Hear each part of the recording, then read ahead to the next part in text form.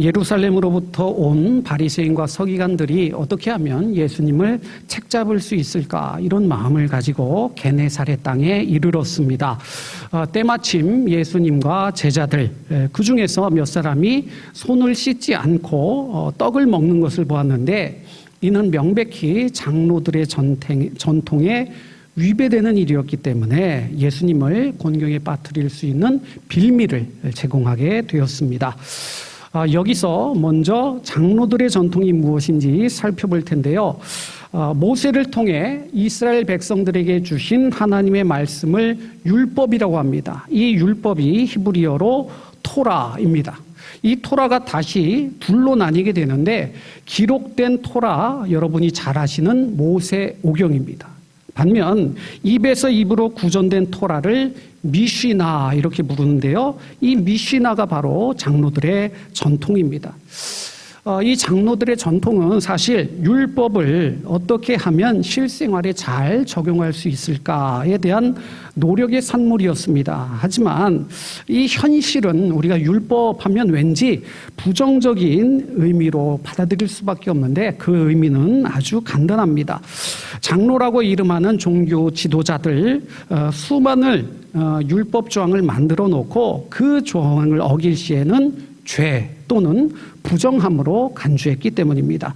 그러면 여러분, 질문 하나 드리겠습니다. 제가 방금 말씀드린 것처럼 여러분, 율법하면 좋은 이미지를 떠올리십니까? 왠지 나쁜 이미지를 먼저 떠올리게 되십니까? 그런데 율법 자체는 하나님의 말씀입니다. 그래서 이 하나님의 말씀이 선하다, 악하다, 좋다, 나쁘다, 우리가 이렇게 판단해서는 안 되지 않겠습니까? 하지만 안타깝게도 율법에는 아주 치명적이고 태생적인 약점이 있다, 이렇게 말씀드릴 수 있습니다. 먼저, 율법은 분명 하나님의 말씀입니다만, 하나님의 말씀을 다루는 당시의 종교 지도자들은 죄의 문제를 근원적으로 해결할 수 있는 능력이 없습니다. 생명에 관계된 문제들은 차치하고서라도 우리 인생들의 삶의 고통과 애환의 문제, 슬픔의 문제 치유하고 회복시킬 능력이 전혀 없었습니다.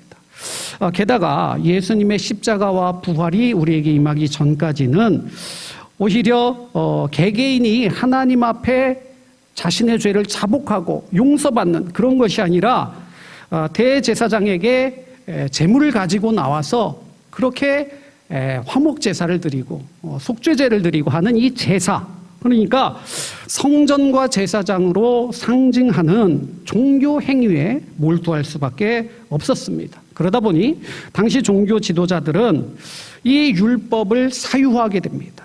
그리고 정치 권력화시켜서 권력을 휘두르게 되지요.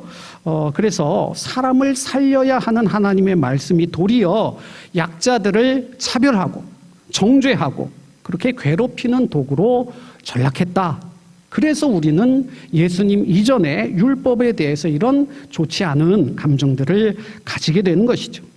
히브리인들은 특히나 이 죄를 곧 부정함으로 생각했는데, 인간은요, 이 부정함을 깨끗게 할 도리가 없었습니다. 그래서 어떻게 하느냐? 무작정 이 죄, 이 부정함에서 도망합니다. 피합니다. 그 사람들을 격리시킵니다. 벌써 기억이 가물가물한 일이 되셨겠지만 몇 해 전까지 무슨 일이 있었죠? 코로나 하면 사회적 거리두기의 양상, 여러분 기억하실 텐데, 지금은 이제는 뭐 독감 수준으로 이제 되었지만 초기에만 해도 여러분 어떠십니까? 확진자 정보가 공개되고요, 그 동선이 낱낱이 알려지면서 그 확진자가 마치 죄인처럼 여겨지는, 그리고 아주 큰일이 벌어지는 것처럼 우리가 받아들였던 때가 있지 않습니까? 마치 전염병을 옮기는 숙주처럼 그렇게 다뤄지던 때가 있었지 않습니까? 그 이유가 무엇이냐? 백신이나 치료제가 전무한 상태에서 내가 옮으면 죽을 수도 있다, 이런 생각 아니겠습니까? 생사의 위기에 직결되었기 때문에 우리는 그 전염에서 어떻게 해서든 거리를 두려고 했습니다. 격리시키고 고립시키려고 했다는 거죠. 마찬가지로 유대인들은 멀쩡한 자신들에게까지 이 부정함이 전염되고 그 죄가 전가될까 봐 그 부정한 사람들, 특히 사회적 약자들을 철저하게 사회로부터 격리시키게 됩니다. 이제 이런 선이해를 가지고 오늘 본문을 살펴보시기 바랍니다. 당시 유대인들은 외출했다가 돌아오거나 음식을 먹기 전에는 반드시 손을 씻어야 했습니다. 이 내용을 여러분 성경 말씀에서 모세오경에서 외출한 다음에는 손을 반드시 씻어야 된다. 여러분 그 구절을 읽어보신 분 계십니까? 그래서 이 구절은 미시나 장로들의 전통에 해당하겠죠. 보건위생학적으로 볼 때 당연히 손을 씻어야 됩니다. 종교적인 이유가 사실은 그런데 더 강했다는 것이죠. 결례를 행하지 않고 음식을 먹으면 그 사람이 부정해진다 이렇게 보았기 때문입니다. 그러나 예수님께서는 이러한 미시나 장로들의 전통을 뭐라고 꼬집으시느냐? 9절 말씀 보세요. 너희 전통이다. 장로들의 전통은 분명 하나님의 말씀에 근거하고 있는 듯 보이지만 이 하나님의 말씀이 율법화되고 화석화되어 버린 전통, 그 안에 생명력이라고는 하나도 찾아볼 수 없게 되자 사람을 판단하고 정죄하는 잣대가 되어버리자 우리 주님께서는 그 전통에 대해 너희의 전통일 뿐 하나님과 하등 관계가 없다 이렇게 아주 단호하게 말씀하시는데요. 그 말씀이 8절과 9절 두 절 말씀에 연이어서 강조하십니다. 너희가 하나님의 계명은 버리고 사람의 전통을 지킨다. 그 다음 절입니다. 또 이르시되 너희가 너희 전통을 지키려고 하나님의 계명을 잘 저버린다 이렇게 말씀하시죠.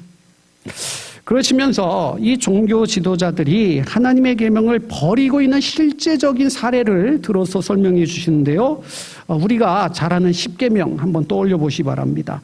흔히들 이 십계명은 크게 두 가지로 나눌 수 있는데 첫째부터 넷째 계명까지를 하나님의 사랑, 여러분 잘 아시죠? 다섯 번째부터 마지막 10계명까지는 사람을 향한, 이웃을 향한 사랑이다 이렇게 말들 합니다.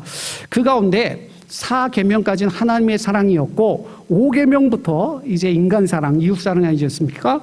그럼 우리 인간들에게 있어 가장 강조되는 사랑이 순차적으로 기록되었다라고 한다면 다섯 번째 제5계명이 무엇일까요? 내 부모를 공경하라. 부모님을 향한 사랑이다 이렇게 말씀드릴 수 있을 텐데 10절 말씀 보세요. 10절 말씀 하반절 보시면 뭐라고까지 하나님의 말씀 우리에게 증거하느냐. 또 아버지나 어머니를 모욕하는 자는 어떻게 된다고요? 죽임을 당한다 이렇게까지 말씀하십니다. 그런데 하나님의 계명, 하나님의 말씀을 맡은 수호해야 될 이 종교 지도자들이요 오히려 이 말씀을 왜곡시킵니다. 그게 바로 우리가 대하는 고르반입니다. 고르반 본래 히브리어로 예물이라는 뜻인데 오늘 우리 주님께서는 이 예물을 뭐라고 풀어서 설명해 주시느냐? 하나님께 드림이 되었다 이렇게 고르반을 말씀해 주십니다. 예컨대 사람이 연로하게 되면 예나 지금이나 경제활동을 할 수가 없게 되기 마련이죠. 그러면 어떻게 됩니까? 자식들이 봉양해야 되는, 어쩌면 동서고금에 늘 있어 왔던, 또 부활효자들은 언제나 존재해 왔다라는 사실을 우리가 인정하게 되죠. 어머니, 아버지 정말 죄송합니다만 이미 하나님께 고르반으로 드렸습니다. 그래서 제가 부모님을 봉양하고 싶은 마음이 정말 굴뚝 같은데 이미 하나님께 드렸기 때문에 제 수중에 재물이 없습니다. 하나님께 드렸으니까 용서해 주세요. 여러분 이 말이 고르반입니다. 당시 사회의 실상에서 부모에게 이처럼 완곡하게 거절합니다. 이거 고르반입니다 라고 하고 뒤로는 이 재물을 다시 돌려받을 수가 있었다는 거예요. 고르반이라고 드린 다음에 다시 받을 수가 있었다. 이런 행태가 만연했다는 것입니다. 이에 대해 예수님께서는 뭐라고까지 말씀하시느냐? 13절 말씀. 너희가 전한 전통으로 하나님의 말씀을 폐하며 또 이 같은 일을 많이 행한다. 이렇게 말씀하십니다. 인간이 만들어낸 전통으로 하나님의 말씀을 폐한다. 이것이 오늘 우리 주님의 경고입니다. 사랑하는 여러분, 졸린 오후 시간입니다. 좌우를 한번 둘러보시고 이 고르반에서 가장 자유로울 수 없는 사람들이 있습니다. 누구일까요? 한번 둘러보시고 누구이겠습니까? 강단에선 저와 제일 앞에 계신 우리 목사님이시겠죠. 고르반 하나님께 드림이 되었다 이러면서 잘 찾아뵙지도 않고 또 하나님의 일을 한다고 바쁘다라는 핑계로 연락도 자주 드리지 않으면서 이런 사람들이 어떻게 목회자를 하겠나, 저에 대한 이야기입니다. 이런 생각이 드는데 제가 그런 불효자가 되는 것을 우리 목사님께서 원하지 않으셨습니다. 그래서 지난주 무슨 주일이었죠? 어버이 주일입니다. 또 때마침 오후는 가족과 함께 드리는 거라서 목사님이 배려해 주시고 또 사모님께서는 또 이것저것 또 챙겨 주시고 하셔서 지난 주일 월요일 이렇게 저도 본가에 다녀왔습니다. 마침 고속도로가 또 새롭게 개통돼 가지고 쾌적하고 안전하게 잘 다녀왔다. 이 감사의 말씀을 교회 앞에 드립니다. 오늘 본문은 가정의 달을 보내는 우리에게 참 적합한 말씀이다라고 생각되는데, 왜냐하면 고르반의 말씀은 어쩌면 지금 다 끝났습니다. 그런데 오늘 본문의 말씀에 이어지는 내용이 아예 별개의 말씀으로 따로 떼어놓고 볼 수 없기 때문이다 생각됩니다. 24절 이하의 말씀, 여러분도 잘 아시는 예수님과 수로보니게 여인과의 대화입니다. 예수님께서는 아무도 모르게 하시려고 한 집에 들어가셨습니다. 그런데 한 여인이 예수님을 기어이 찾아냈다 이렇게 말씀하죠. 여러분, 왜 이겠습니까? 더러운 귀신 들린 어린 딸을 어떻게든 살려보고자 타는 목마름을 가지고 이방인 젊은이 예수의 발 앞에 엎드린 이 여인은 26절에 보니까 헬라인이요 수로보니게 족속이었다 이렇게 말씀합니다. 헬라인이란 말은 갈릴리 출신의 예수님 이 무리에 비해서 상당히 문명화된, 그러니까 많이 배운 그런 사람들이다라고 우리가 해석할 수 있습니다. 또 수로보니게는 수리아와 베니게, 그러니까 오늘말로 하면 시리아 지역이 당시 상당히 발전한 문명이 있던 도시였습니다. 거기에 속한 페니키아 지역의 출신이었다라는 말을 우리에게 암시해 줍니다. 한눈에 봐도 고귀한 부인이라는 거예요. 그런데 체면 다 팽개치고 예수님 발 앞에 엎드려서 간청하는 그런 상황이었습니다. 응당 이 여인의 간구를 우리 주님께서는 들어주셔야 마땅합니다. 그런데 우리가 잘 알다시피 주님의 대답은 아주 의외였습니다. 자녀의 떡을 취하여 개들에게 던짐이 마땅치 아니하리라. 시리도록 차가운 그런 대답이었죠. 여느 유대인들과 다름없이 이방인을 개처럼 인간 이하의 그런 존재로 멸시하는 그런 장면이라고 할 수 있습니다. 여러분, 사랑으로 이 땅에 오신 우리 주님께서, 인자와 긍휼 자체이신 우리 주님께서 왜 이 여인에게만 참혹한 거절을 하셨을까? 그것도 인격적인 모독으로 멸시하며 그 애끓는 모종을 짓밟으셨을까? 여러분, 지금까지 신앙생활 해오시면서 이 구절을 보며 왜 그러셨을까? 이런 의문이 한 번쯤은 다 들어보셨을 것 같습니다. 저는 이 부분을 묵상하면서 제 나름대로 이유를 한번 찾아보았는데요. 아까 말씀드린 것처럼 이 고르반과 연결되지 않을까 이런 생각을 정리해 보았습니다. 상상컨대 지금까지 이 여인의 시선은 어디를 향하고 있었을까요? 예수님이 집에 계십니다. 이 여인은 그 주님의 발 앞에 엎드렸습니다. 이 여인의 시선은 계속 예수님의 발에 머물러 있었습니다. 그 예수님을 향해 연신 굽신거리는 통에 그 발만 계속 보고 있었다는 거죠. 그런데 이게 웬일입니까?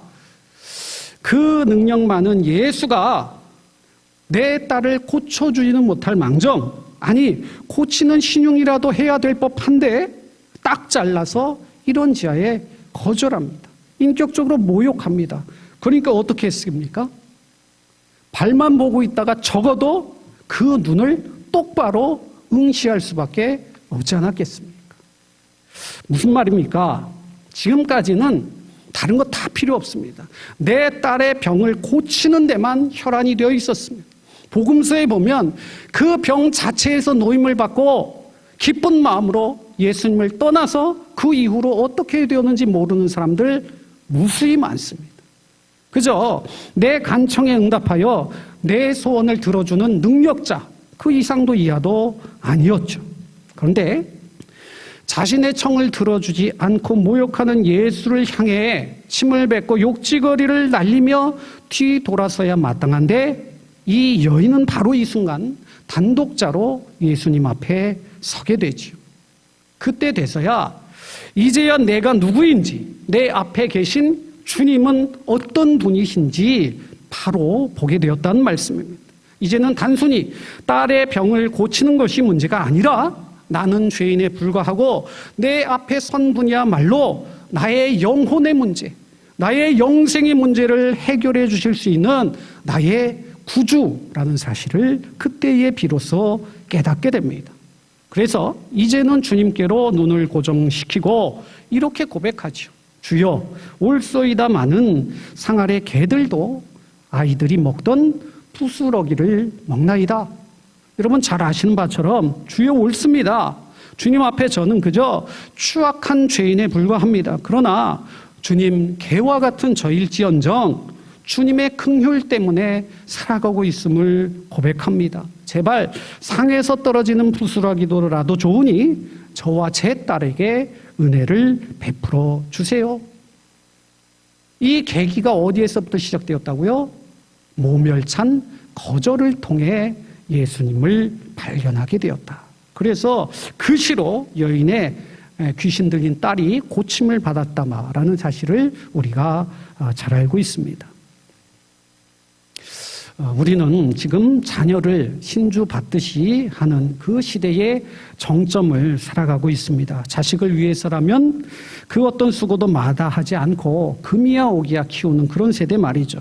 때로는 자녀들의 과한 요구나 또 잘못된 행동에도 따끔하게 혼을 내어서는 안 됩니다. 이제는 어떻게든 수긍해야 되고 감싸야 되고 이해해야 되는 그런 사회를 살아가고 있습니다. 늘 이런 말씀을 드리면 제 스스로 부끄럽습니다. 그건 좀 이해해 주셔야 되는데 제가 자녀가 없지 않습니까? 그렇지만 이 모든 상황을 저도 조금은 알고 있다는 거 이해를 부탁드리고요. 사랑하는 성도 여러분, 때로는 거절이 사랑입니다. 거절을 통해서 하나님의 뜻을 발견하게 되고 거절을 통해서 인내를 배우게 되고 또는 거절을 통해 하나님의 은혜를 더욱 깊이 만나게 됨을 오늘 말씀을 통해 우리는 알 수 있습니다. 이제 오늘 우리가 살펴본 두 상황을 연이어 한번 생각해 보시기 바랍니다. 먼저는 예수님께서는 고르반, 하나님을 향한 이 사랑을 하나님께 드림이 되었다라고 입으로는 이야기하지만 부모님을 향한 사랑은 터무니없이 부족한 그 상황을 꼬집습니다. 그에 반해 우리의 자녀들을 향한 사랑은 어떻습니까? 생명을 주어도 아깝지 않은 그 차고 넘치는 사랑을 우리에게 말씀하십니다. 하지만 하나님의 사랑의 궤적은요, 지금 제가 말씀드린 사랑의 방향과 정반대입니다. 하나님께서는 독생자이신 예수님을 우리 인간에게 내어주시는 방식을 통해 그 사랑을 보여주셨습니다. 그냥 내어주신 정도가 아니죠. 우리와 같은 피조물을 위해 인간들에게 짓밟혀 돌아가시기까지 그 고통에 겨워하는 아들의 울부짖음에 우리 하나님께서는 귀를 막으셨습니다. 우리 예수님은 또 어떻습니까? 자신의 뜻을 어떻게 해서든 관철시키기 위해 하나님 앞에 때를 쓰지 않았습니다. 아버지의 마음에 상처를 내지 않았다는 것이죠. 나의 원대로 마옵시고 아버지의 뜻대로 되기를 원하나이다. 기도하시며 승리하셨습니다. 세상을 향한 하나님 아버지의 사랑을 누구보다 잘 알기 때문에 그 아버지의 기쁨을 위해서 십자가를 감내하셨다. 이것이 오늘 우리에게 보여주시는 하나님의 사랑입니다. 이제 말씀을 맺겠습니다. 가정의 달입니다. 우리가 자녀들과 행복을 누리는 동안 우리가 미처 돌보지 못하고 보살피지 못해 쓸쓸하고 고독하게 인생의 퇴장을 기다리고 있는 이 시대의 부모님들이 얼마나 많은지 모릅니다. 아니 어쩌면 우리가 멀지 않아 그런 비극을 맞이하게 되는 그런 자화상인지도 모르겠습니다. 열심히 예배는 드리고 봉사도 열심히 하고 교회는 열심히 섬기는데 정작 우리의 부모는 가장 외로운 모습으로 늙어가신다면 이러한 우리를 바라보시는 하나님이 과연 우리를 향해 뭐라고 하실까요? 고르반이다 이렇게 말씀하시지 않겠습니까? 내 육신의 부모뿐만이 아니라 우리 미담교회에 맡겨주신 교회의 믿음의 부모님들, 또 이 땅을 살아가는 우리 모든 어머니, 아버지들을 우리의 열과 성을 다해 더욱 사랑하시는 저와 여러분 다 되시기를 우리 주님께서 원하십니다. 기도하겠습니다.